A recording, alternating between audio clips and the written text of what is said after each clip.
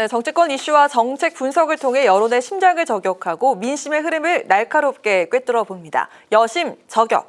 최수지 국민의힘 서울시 의원, 양소영 전 더불어민주당 전국대학생위원장 두 분 나오셨습니다. 안녕하세요. 안녕하세요. 네, 자 오늘 그 정치권에서 가장 뜨거운 인물 중에 한 분이 지금 또 오늘 함께하고 계신데 제가 그 방금 단신에서도 또 읽었습니다. 우리 양소영 전 대학생위원장이 민주당을 탈당했다. 이 기사를 읽었는데 제가 지금 소개를 전 위원장으로 했는데 요거 맞습니까? 일단 제가 이번 주까지는 소속이 없고 이번 주 일요일에 그 개혁미래당 창당대회 네. 당이 이제 공식적으로 설립이 되는데 그때 이제 입당도 하고 네 그렇게 부여받는 직책으로 이제 활동을 해 나갈 예정입니다. 아니 오늘 하루 좀 어떻게 보내셨는지 정말 바쁘셨을 것 같은데 오늘 어땠어요? 사실 제가 당에 들어온 지 벌써 10년이 넘었더라고요. 네, 그래서 사전에 이제 마지막까지 정말 많은 고민을 했다는 말씀을 드리고 싶고 아무래도 제 주변에 이제 함께 했던 동료들에게도 다 이야기가 되는 상황이 아니었기 때문에 좀 오늘 하루 계속 연락을 이제 드리면서 양해를 구하고 또 사죄를 구하고 있습니다. 들어보니까 지금 핸드폰을 켜 놓을 수가 없는 수준이라고 하는데 몇 통 왔습니까, 전화? 200통 정도 넘게 왔습니다. 저희 방송에도 오늘 오실 수 있을까 이런 생각을 했는데 또 약속을 지켜주셨고 최 의원도 이 소식 들었을 때 좀 놀라셨을 것 같은데 네, 놀랐습니다. 네, 이따 좀 더 자세하게 들어보도록 하고 저희 첫 번째 질문부터 들어가 보도록 하겠습니다. 자세한 내용 잠시 후에 전해드릴 테니까요. 채널 고정해 주시고요. 자, 먼저 그 윤 대통령이 설 연휴 이틀 전인 7일에 다음 주 수요일에 KBS와 대담을 통해서 대국민 메시지를 발표할 것으로 알려졌습니다. 김건희 여사의 명품백 수수 논란에 대해서도 설명을 할 것으로 보이죠. 앞서 여당에선 총선 전 김 여사 논란을 정리를 하고 가야 한다는 의견이 나오기도 했는데 어디까지 이걸 어떻게 설명을 해야 논란이 좀 매듭이 지어질 수 있을까요? 최 의원 먼저 들어볼까요? 네. 일단 윤 대통령이 신년 대담을 하는 것은 여러 상황을 좀 감안해서 잘 결정한 것 같다 이렇게 한동훈 비대위원장이 표현을 했는데요. 저도 이 말처럼 잘 결정했다라는 생각이 들었습니다. 사실 지금 어떤 상황인지 전혀 모르고 있잖아요, 국민들이. 그래서 이런 논란이 터지고 난 후에 전혀 언급이나 설명이 없었기 때문에 이번 신년 대담에서는 좀 대통령실에서 이거에 대한 설명을 해야 될 것 같다라는 생각이 들었고요. 사실 이게 만약에 문제가 있다면은 그거에 대해서 좀 빠르게 조치로 시정해 나가는 모습을 보여주면 된다고 생각을 합니다. 그래서 대통령실에서 좀 이런 분위기를 감지하고 언급하지 않을까 생각이 들었습니다. 설명은 근데 좀 더 소상할수록 좋겠죠. 자세하고 소상하고 솔직하게 이야기할수록 논란이 좀 잠재워질 거라고 생각을 하고요. 좀 부족하게 설명을 해가지고 오히려 국민들이 더 화가 나게 하는 상황을 만들지 않았으면 좋겠다 이런 생각이 들었습니다. 네, 들어볼까요? 사실 김건희 특검 관련해서 바로 이제 대통령실에서 거부권 행사하고 이후에 이제 어떻게 보면 여사를 옹호하기 위해서 그런 행태들을 계속 보여주는 것 자체가 저는 한 국민으로서 또 이제 그때 당시 이제 민주당 입장으로서 굉장히 개탄스럽고 화가 났었는데 어쨌든 최 의원이 말씀하신 것처럼 국민 대담을 잡는 행위 자체는 일단 좀 늦었지만 그래도 잘했다라고 보여지는데 말씀하셨던 것처럼 사실 총선용 앞두고 이제 여당의 압박이 굉장히 셌다. 그래서 뭐 약속대련이라고 솔직히 그렇게 생각을 하고 있고요. 근데 이제 지금 이 논란이 수개월째 이어지고 있는데 대통령실에서 사과하는 게 아니라 자꾸 정치적 공세로 보여지는 것에 대해서 좀 솔직하게 또 명확하게 입장을 펼쳐놔야 된다라고 생각을 하고 지금 이런 일련의 과정들이 여당의 총선에 전혀 도움이 되지 않는다라는 말씀을 드리고 싶습니다. 네, 김 여사 그 명품백 논란에 대해서 어디까지 설명을 할지 좀 지켜보도록 하겠습니다. 자, 어제 또 50인 미만 사업장에 대한 중대재해처벌법 2년 유예가 민주당의 거부로 불발이 됐습니다. 자, 그러자 국민의힘은 총선 전 노동계의 눈치를 본 것이라고 비판을 했고요. 민주당은 정부 여당을 사기 집단에 빗대면서 선거용 공약을 남발한다 이렇게 맞섰습니다. 자, 이번 결과 어떻게 보셨는지 궁금하고 2월 임시국회에서 극적으로 타결이 될 가능성 있을지 들어볼까요? 네, 사실 어제 오전까지만 해도 좀 극적 타결이 되지 않을까 이렇게 분위기가 많이 감지됐었는데 뭐가 마음에 안 들었는지 또 손바닥 뒤집듯이 이렇게 바뀌어버린 모습을 네. 보고 좀 안타까웠습니다. 부산이랑 강원 그리고 오늘 포천까지 50인 미만 사업장에 중대재해가 발생했습니다. 이 사업주 처벌에 대한 우려가 이제 좀 현실로 다가오고 있다 이런 생각이 들었는데요. 법 시행 이후에도 정부 추가 대책이 나오고 있고 또 좀 현장이 준비가 덜 되어 있고 이렇게 사고가 일어나는데 우왕좌왕하고 이런 것들이 계속 눈에 보이는데도 좀 귀를 닫고 있는 모습이 안타까웠고요.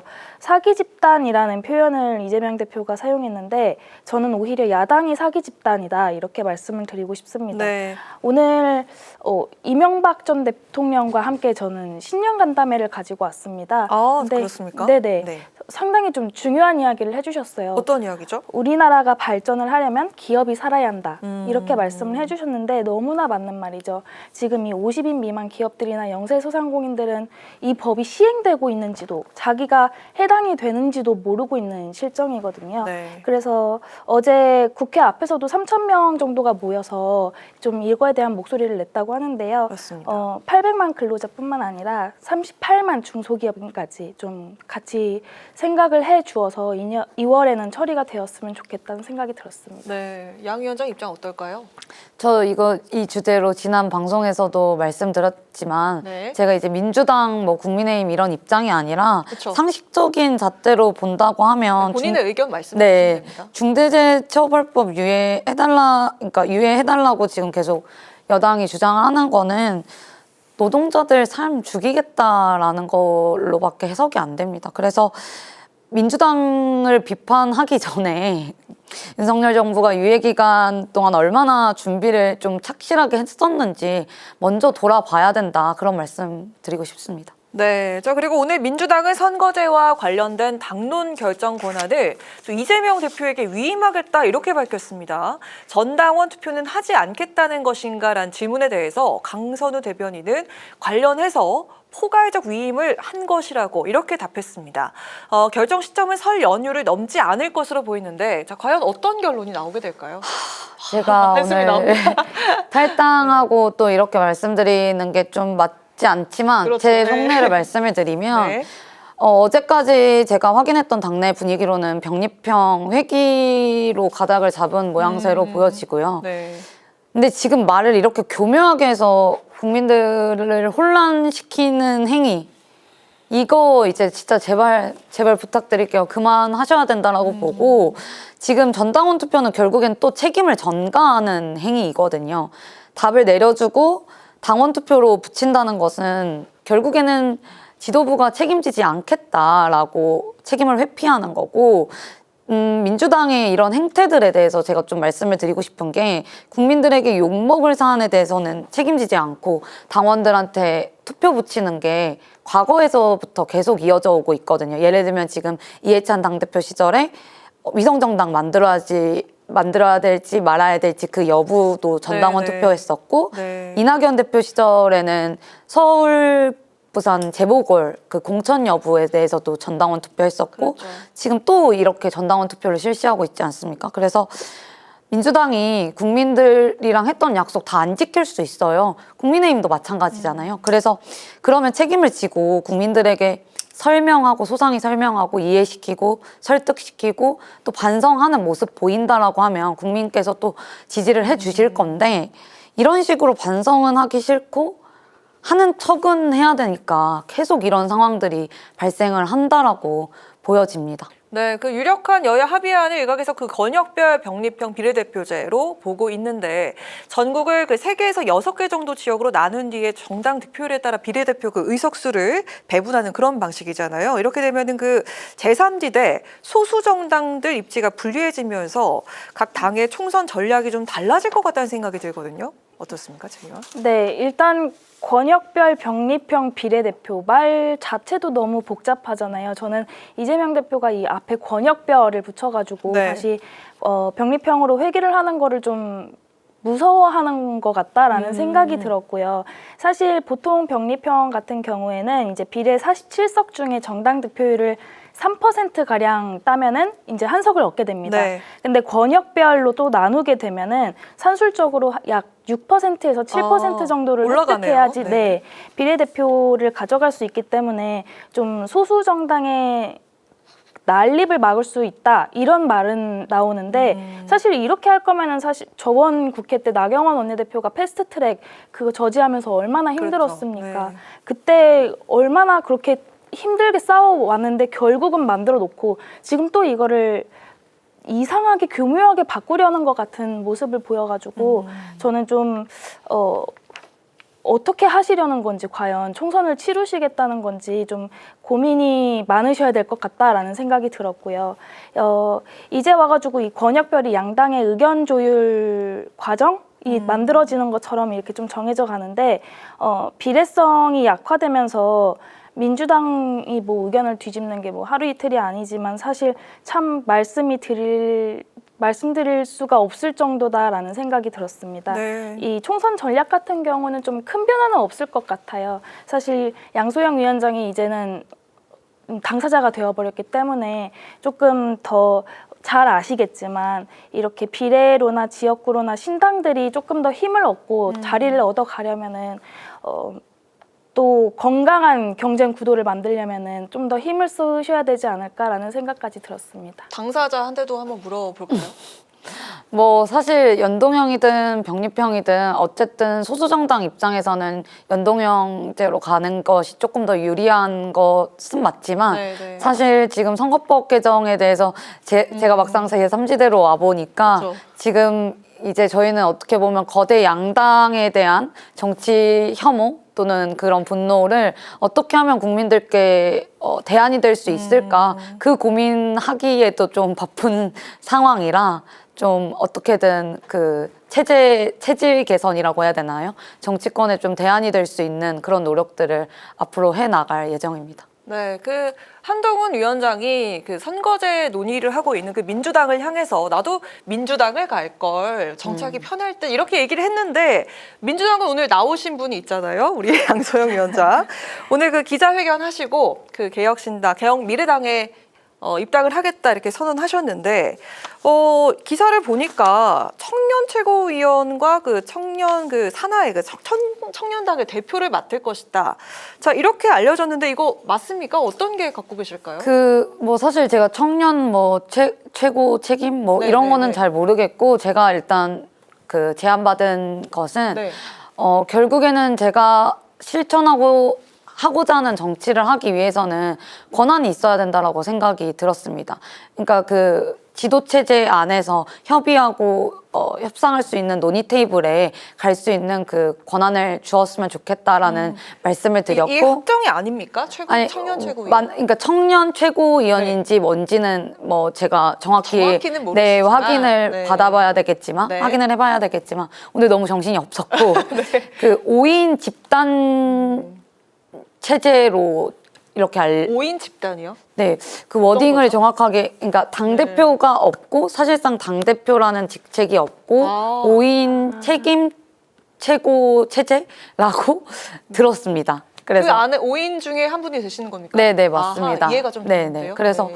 그 부여받은 역할에 대해서 이제 어떻게 앞으로 할지에 대해서는 제가 이제 앞으로 활동을 하면서 소상히 말씀을 드리겠지만, 결국에는 청년 세대를 대변할 수 있는 대안들을 어떻게 새롭게 좀 만들어낼지, 특히 개혁 미래당이라고 하는 이제 이준석 신당이라고 불리는 곳에서는 지금 어떻게 보면 개혁 미래 저희 네. 당이라고 해야 되나요?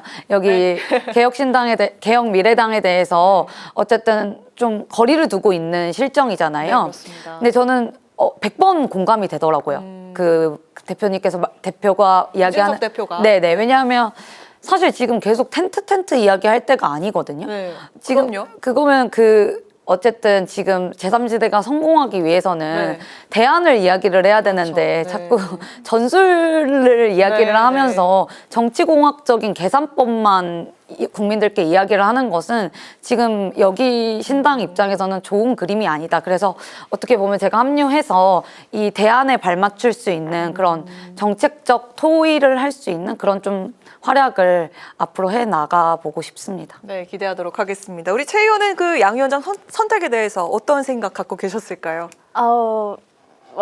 저는 네. 사실 엄청 놀랐어요. 엄청 이제 놀랐어요? 금요일 날마다 뵈는 그죠. 분이 갑자기 딱 저도 이렇게 놀랐습니다. 정말 기사에서 접하니까 네. 정말 놀랐는데 사실 잘 탈출하셨다. 이 탈출하셨다. 얘기를 네, 탈출이라는 단어를 쓰고 싶습니다. 잘 탈출하셨다는 말씀을 드리고 싶어요. 사실 끄덕이시는데요. 북한이 오늘 오전에도 서해상으로 뭐 미사일을 또 발사하지 않았습니까? 근데도 불구하고 이재명 대표는 뭐 김일성 수석 이런 단어, 우리 북한 어제까지만 해도 그 6.25가 38선에서 계속되는 좀 잦은 싸움 때문에 다툼 때문에 일어난 일이다 이렇게 좀 왜곡된 역사관을 갖고 있는 모습을 보여줬습니다. 근데 나오셔서 저는 환영한다 이렇게 말씀을 드리고 또 이렇게 제3지대가 좀 커져서 좀 좋은 건강한 그런 정치 생태계를 만들었으면 좋겠다는 생각이 들었습니다. 네, 자 그럼 제3지대 이야기로 넘어가 보도록 하겠습니다.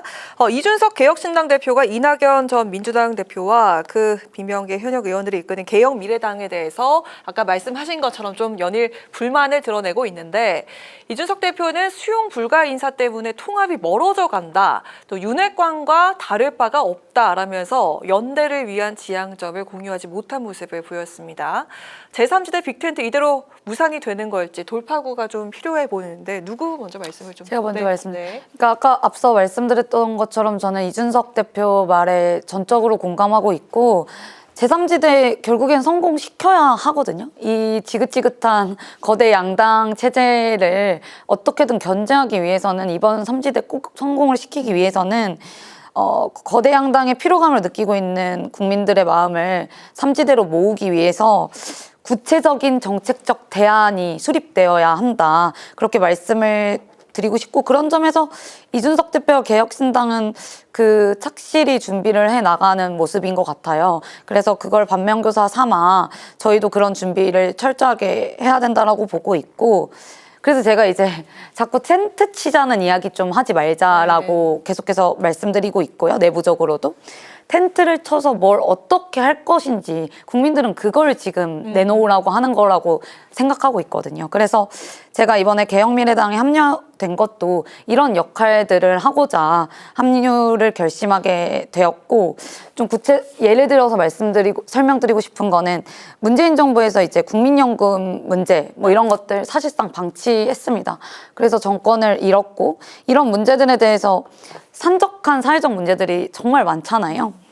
근데 저는 문재인 정부가 국민에게 약속했지만 미처 다루지 못했던 그런 문제들을 논쟁을 회피하지 말고 자꾸 막 메신저를 공격해서 갈라치기라고 하는 게 아니라 결국엔 정치라는 것은 문제 해결을 위해서 공론화를 통해서 토론하고 합의해야 하는 과정이라고 생각하고 있습니다.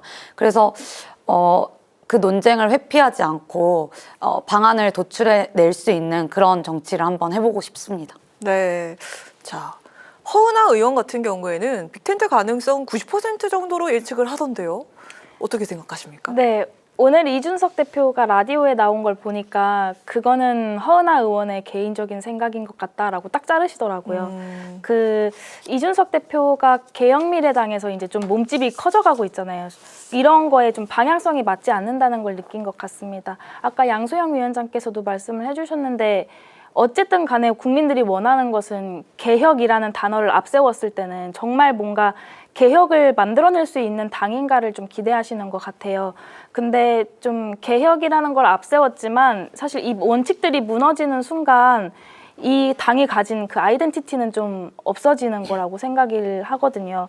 그래서 이낙연 대표가 좀 계속해서 이렇게 조금 사람들을 영입해오고 이러는 부분이 이준석 대표랑 맞지 않는 게 있어서 그 얘기를 하신 것 같고, 이준석 대표가 또 아까도 얘기를 해주셨는데 좀 그 제3지대를 어떻게 성공시키느냐에 대한 이야기도 좀 하셨어요. 근데 본인은 바른미래당을 일단은 같이 만들어 갔던 경험이 있으니까 좀 자신감도 있어 보이시는 것 같고, 앞에서도 언급했듯이 권역별 병립형이 지금 좀 유력해지고 있는 상황에서 지지율 3%는 좀 많이 어려운 상태입니다. 그래서 양소영 위원장이 계셔가지고 제가 이렇게 말씀을 드려도 되는 건지 모르겠는데, 이 이낙연 대표가 무조건적인 양보를 바라는 것이 아니라 조금 같이 양보를 해서 맞춰가는 좀 과정이 필요해 보입니다. 네.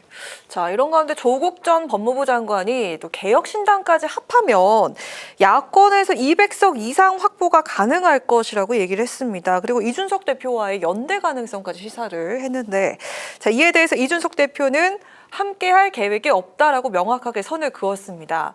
자, 그동안 윤 정부를 강하게 비판해왔던 이 대표가 조 장관의 바람처럼 이 연대할 가능성 뭐 없다고 보면 될까요?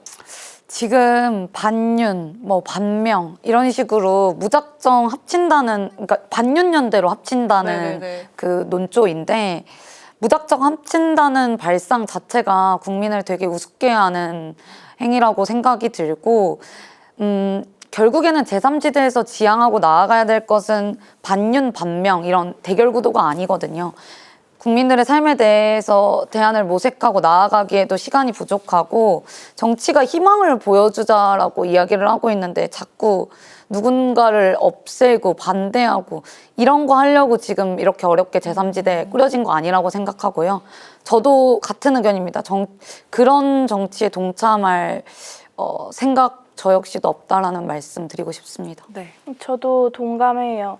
저는 오히려 좀 이렇게 설명을 드리고 싶은데, 짝꿍이던 친구랑 의견이 안 맞았어요. 네. 그래서 이제 짝꿍을 바꿔야 되는 상황인데 대뜸 옆에 앉아가지고 우리 쟤 왕따 시키자, 좀 이렇게 학교 폭력을 오히려 좀 리딩하는 그런 네. 학생 같다, 조국 전 장관이. 저는 이렇게 설명드리고 싶습니다. 이거 정말 나쁜 행동이잖아요. 북콘서트에서도 뭐 돌 하나를 뭐 들어야겠다 이렇게 이야기를 하는데, 저는 이것조차도 너무 좀 폭력적으로 느껴지고, 사실 이분 2월 8일 날 2심 선고 네네. 예정입니다. 그리고 1심에서는 지금 실형이 나왔고요. 근데도 조국 전 장관 따님은 유튜브에 나오셔가지고 약혼했다, 반지 자랑하고 좀 무섭더라고요, 저는 개인적으로. 그래서 연대할 가능성은 좀 전무하다고 보고요. 2심 결과를 좀 지켜봐야 하지 않나 싶습니다. 네, 저희 오늘 준비한 질문은 소진을 했고, 자, 이제 마지막으로 또 이 시간이 찾아왔는데, 한 달 전에도 작별 인사를 했었거든요. 여심저격을 또 빛내주신 두 분과 마무리 인사를 해야 될 것 같은데, 우리 차 의원도 네, 작별 인사 하게 됐습니다. 개국 공신이신데 먼저 네, 인사 부탁드리겠습니다. 네. 많이 배웠고요. 스스로도 이걸 준비하면서 참 즐거웠고 성장했다고 생각합니다. 강아랑 앵커가 너무 잘 이끌어 주셔가지고 저는 매주 금요일 날 여기 네. 오는 게 너무 기다려졌어요. 어머, 정말이에요? 네. 그래서 또 시청자분들이 이렇게 댓글 달아주시는 것도 봤는데 네. 또 보면은 제 부족함도 느낄 수 있었고, 그거를 네. 좀 삼아서 좀 배워가는 과정이기도 했었고요. 그럼요. 스스로도 또 정치 현안 공부하면서 네. 더 재밌게 준비했던 것 같습니다. 앞으로 총선 때문에 저도 국회 방송도 많이 바빠지실 것 같은데 건강 꼭 챙기시길 바라겠습니다. 감사합니다. 아니, 최 의원이랑은 또 다시 만날 거라는 그런 생각이 들고요. 우리 양소영 위원장 방송 3주 같이 했나요? 네, 그래서 이렇게 맞습니다. 특별 인사하게 됐는데 네, 시청자분들께 인사 부탁드리겠습니다. 좀 짧은 시간이었지만 우선 저는 국회 방송 측에 감사하다는 말씀을 드리고 싶어요.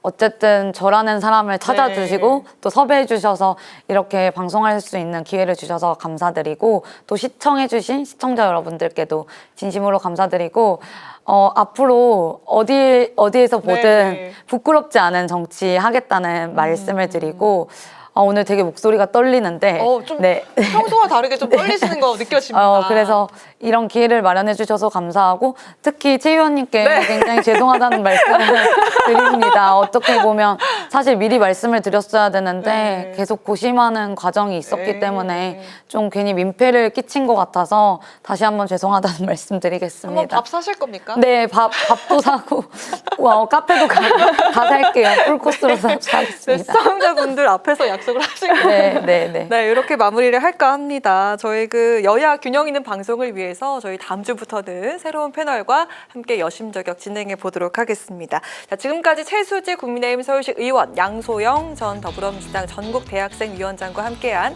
여심저격 시간이었습니다. 두 분 모두 고맙습니다. 건강하십시오. 감사합니다.